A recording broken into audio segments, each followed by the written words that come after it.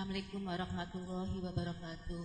Waalaikumsalam warahmatullahi wabarakatuh. Buya mau menanyakan untuk seorang bapak-bapak yang berselingkuh dengan istri orang lain, juga sebaliknya seorang ibu berselingkuh dengan suami orang lain.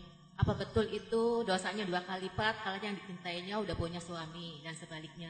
Dan yang kedua, Buya mau menanyakan untuk pengecatan baik bapak-bapak maupun ibu-ibu mengecat rambutnya dengan warna hitam itu, apakah itu hukumnya pengecatan rambut? Apakah itu haram? Na'udzubillah. Semoga Allah menjaga kita dari zina. Perzinaan adalah hina di dunia dan hina di akhirat. Zina ada 2 macam. Zinanya perawan atau perjaka yang belum pernah menikah. Maka perzinaan itu adalah hina dan busuk. Tapi lebih busuk lagi adalah yang pernah menikah, namanya zina muhsan. Kalau zinanya seorang berjaga dan perawan itu, dia akan dicambuk 100 kali, kemudian diasingkan 1 tahun agar dia terpisah dari masyarakat yang pernah menghinakannya, agar dia sadar di tempat lain, tobat kembali baik, gampang. Cambuk.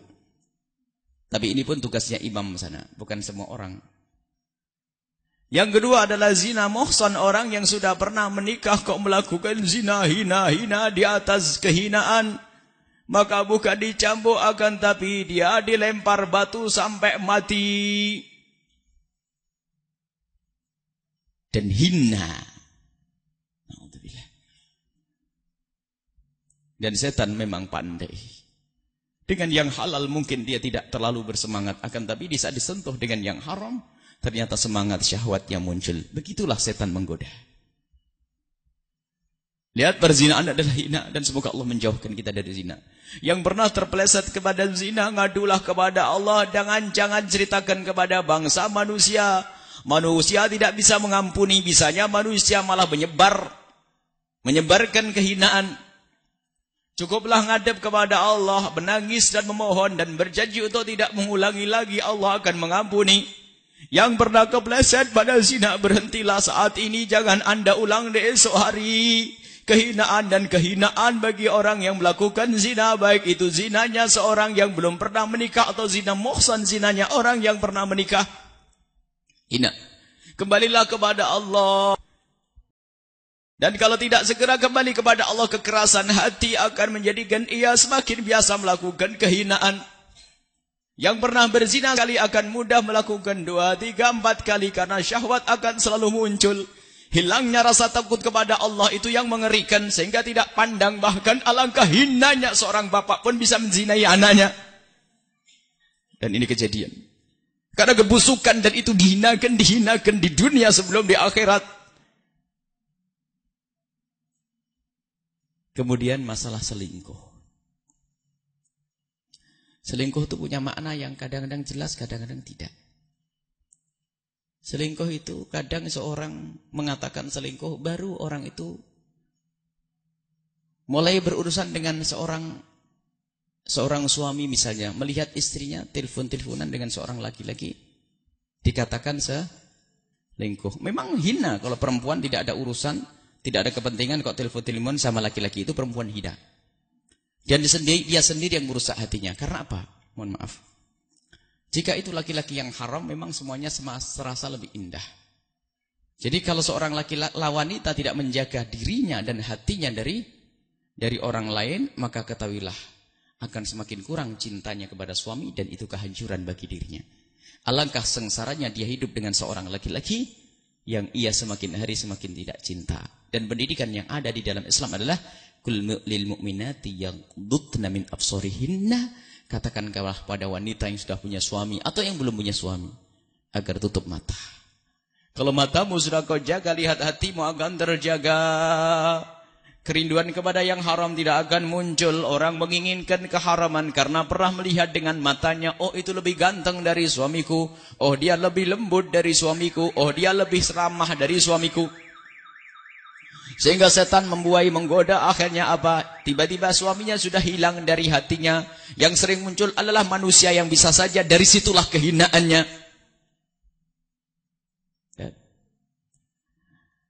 Istilah selingkuh mohon jangan sering kita menggunakan kalimat selingkuh. Memang dia melakukan kesalahan sebab selingkuh kadang dimaknai berzinaan. Seorang istri kadang mengatakan suamiku selingkuh. Kadang-kadang kita tanya selingkuh bagaimana, Pak? Bu, selingkuh bagaimana? Berzina? Enggak. Bagaimana engkau katakan selingkuh? Seorang suami menuduh istrinya berzina pun dosanya gede. Seorang istri mengatakan suaminya berzina pun dosa gede. Sama. Masuk bab qadhf. Menyebut orang berzina tanpa bukti pun adalah dosa gede. Kalau ada orang mengatakan si A berzina, maka dia dituntut harus mendatangkan 4 saksi. Kalau tidak mendatangkan 4 saksi, maka dicambuk 80 kali. Hadul qadhf. Ada 3 orang melihat orang berzina dan kelihatan di matanya dia berzina. 3 orang. Datang ke hakim, ya hakim, aku melihat tetanggaku berzina. Hakim bertanya, berapa orang yang bersamamu? Kami 3 melihat tetanggaku berzina. 3 dok? Iya wahai hakim. Baik, engkau yang akan aku cambuk. Karena nama perzinaan itu memang ditutup. Kalau kita melihat perzinaan seseorang, lihat, na'udzubillah. Semoga kita tidak pernah melihat. Amin. Kalau Anda melihat perzinaan seseorang, baik melihat dengan matamu, atau melihat dengan telingamu, artinya mendengar seseorang berzina dengan pengakuannya, tutup. Dan jangan bercerita kepada siapapun. Kalau Anda cerita kepada satu manusia, Anda membawa dosanya. Allah. Makanya paling berat kalau ada orang curhat masalah perzinaan. Karena kami pun harus menjaga. Tidak boleh bercerita kepada istri yang sangat kita cintai pun tidak boleh. Yang sangat kita percaya. Awas, itu amanat wahai para ustadz. Bantulah orang yang berzina untuk kembali kepada Allah. Ajari mereka menutup aurat mereka, menutup aib mereka, menutup dosa mereka. Agar mereka cepat kembali dan sadar kepada Allah.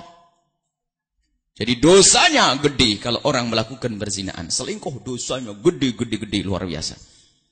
Khianat kepada Allah dan khianat kepada pasangan. Makanya hukumnya adalah dirajam, dilempar batu sampai mati. Lagi-lagi orang di luar Islam mengatakan, wah, cuman berzinaan sampai dihukum mati. Sampai dirajam sampai mati. Ada ini orang barat sana, orang-orang kafir itu mengkritik Islam, orang berzina saja selingkuh sampai dihukum mati. Setelah itu saya sadar, kami sadar, nggak ada orang sebodoh mereka itu.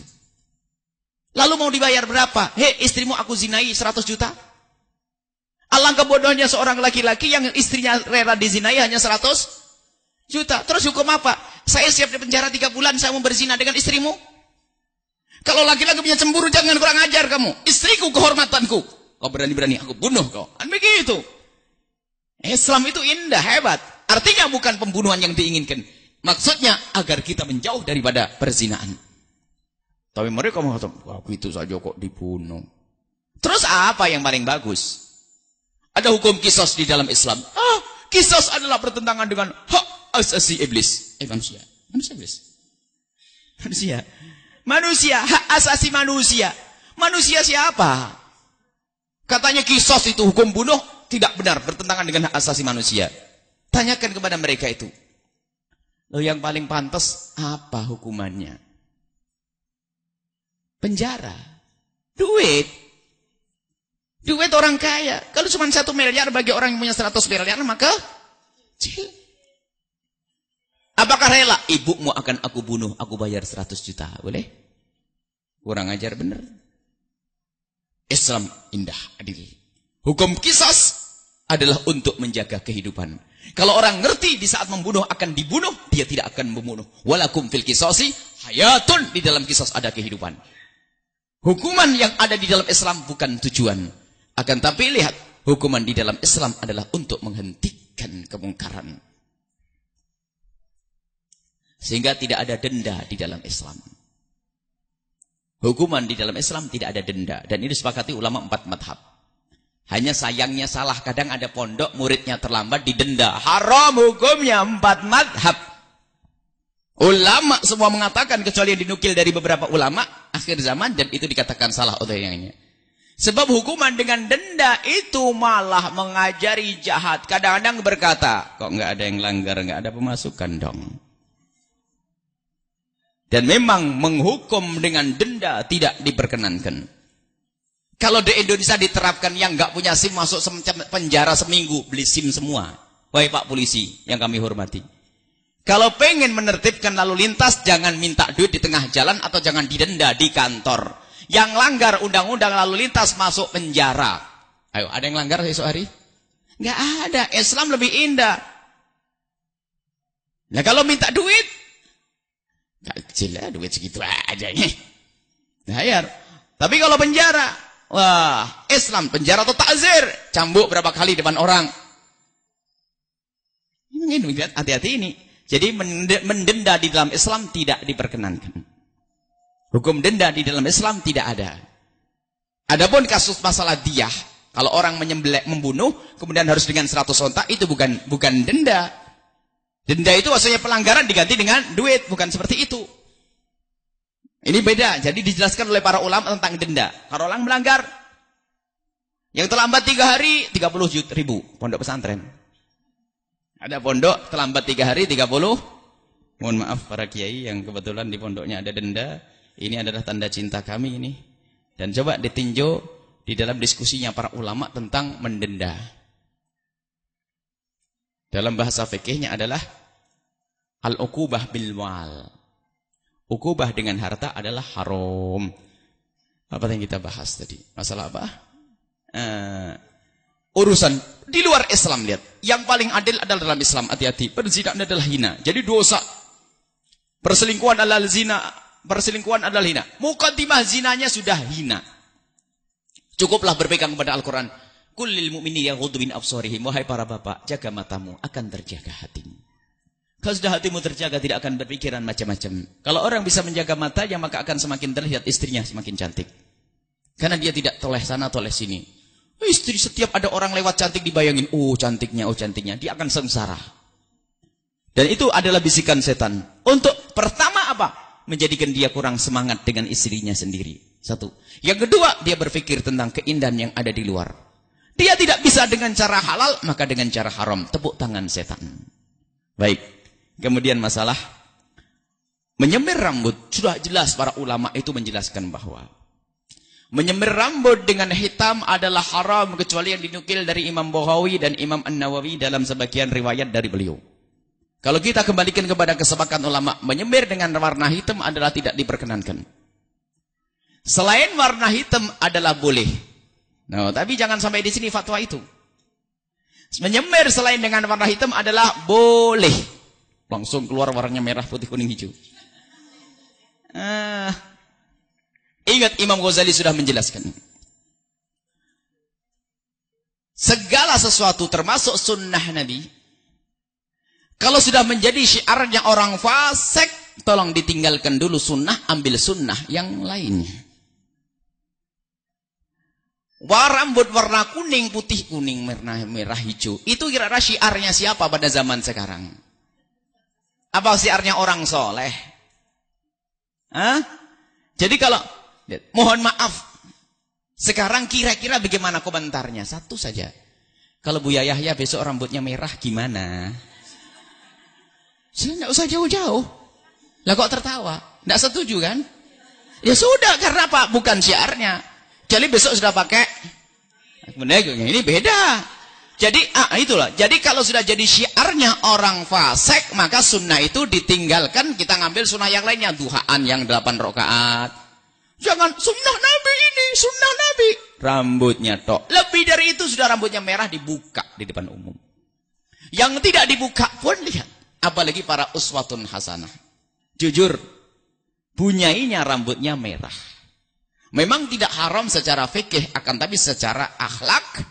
Lihat dia mengajari untuk kita mengidolakan orang yang rambutnya merah. Di kalangan santri musim mafhum, tapi bukan santri yang lihat. Orang ziarah kunjung, sebab kiai kan tempatnya kunjung kan. Tak taunya ada orang-orang ya para pengunjung. Tak tahu ya waktu di kamarnya bunyainya sama bunyai lihat bunyai rambutnya merah. Pulang ke rumah bukan dapat ilmunya, tapi niru rambutnya merah. Lihat sih. Hati-hati bunyai. Bunyai lagi. Mulai tadi kok kiai sama bunyai yang kena. Nah, lihat syiarnya orang fasik kata Imam Ghazali dalam Adab sama, lihat dalam kitab Ihya-nya. Kalau sunnah Nabi itu menjadi syiarnya orang fasik, tolong tinggalkan dulu, ngambil sunnah yang lainnya. Dan jujur katakan kepada mereka yang mengecat rambutnya merah. Apakah benar dia jujur? Apakah benar karena niru Rasul? Atau hanya karena kemarin lihat itu artis yang joget-joget rambutnya merah bagus. Sebab kalau rambut pirang katanya orang barat, biarpun hidungnya pesek kulitnya hitam. Kadang-kadang orang itu nggak sadar itu ya. Jadi sebetulnya dia bukan niru Nabi Muhammad tapi niru orang kafir. Lihat, cobalah perhatikan ini semua. Jadi nggak ada perlu rambut merah, putih, kuning, hijau, nggak usah. Biasa saja ya. Apa yang Allah berikan kepada Anda, maka dan menyemir hitam jika ada tujuan misalnya untuk kesehatan, atau ada Imam Baghawi dan Nawawi memperkenankan kalau memang aslinya hitam, tapi jumhur ulama mengatakan hidabu sya'ri bisawadi haramun, menyemir rambut dengan hitam adalah haram ya. Menyemir rambut dengan hitam adalah haram kecuali untuk keadaan tertentu. Keadaan tertentu. Dan itu pun hanya untuk orang tertentu. Seorang istri yang pengen terlihat lebih cantik misalnya, tapi haram amanat.